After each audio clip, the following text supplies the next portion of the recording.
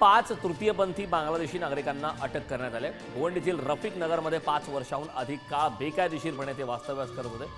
तर पोलिसांकडून त्यांच्या नेटवर्कची आणि त्यांना भारतीय ओळखपत्रे मिळवण्यात मदत करणाऱ्यांची चौकशी आता करण्यात येत आहे।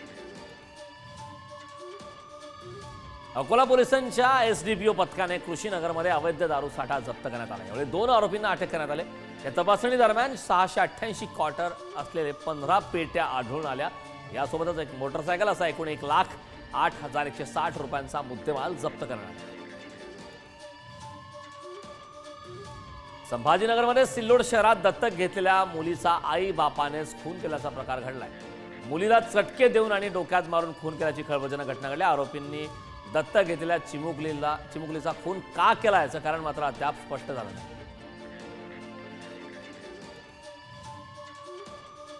नवी मुंबईच्या तळोजा परिसरात अपहरण झालेल्या 3 वर्षीय मुलीचा मृतदेह आढळल्यानं खळबळ माजली आहे। तळोजात देवीचा पाडा या परिसरातील ही घटना आहे। 25 मार्चला या मुलीचं अपहरण झाल्याची घटना समोर आली। त्यानंतर तळोजा पोलीस ठाण्यात गुन्हा दाखल करण्यात आला। रायगडच्या रोहामध्ये भर दिवसा एकाच वेळी 6 ठिकाणी चोरीच्या घटना घडल्या। 5:30 ते 7च्या दरम्यान भर दिवसा गजबजलेल्या ठिकाणी घरफोड्या झाल्या होत्या। संबंधित 6 हे ठिकाणचे पंचनामे करून पोलिसांकडून सीसीटीव्ही फुटेज तपासण्याची प्रक्रिया सुरू आहे। संभाजीनगरच्या मुकुंदवाडीत शस्त्र हातात घेऊन व्हिडिओ करणारे तरुण अखेर जेरबंद झाले। हातात धारदार शस्त्राने बंदूक घेऊन हे तरुण खंडणी वसूल करायचे। हे आरोपी शस्त्रांच्या सहाय्याने परिसरात दहशत माजवण्याचा प्रयत्न करत होते। नवी मुंबईत तळोजा देवीपाडा परिसरात 3 वर्षीय मुलीचा मृतदेह घरातील सुटकेसमध्ये आढळला आहे। मुलगी काही दिवसांपासून बेपत्ता होती। घरातून दुर्गंधी येत असल्याने हा प्रकार उघडकीस आलाय। हत्या कुणी आणि का केली याचं कारण मात्र अद्याप अस्पष्ट आहे।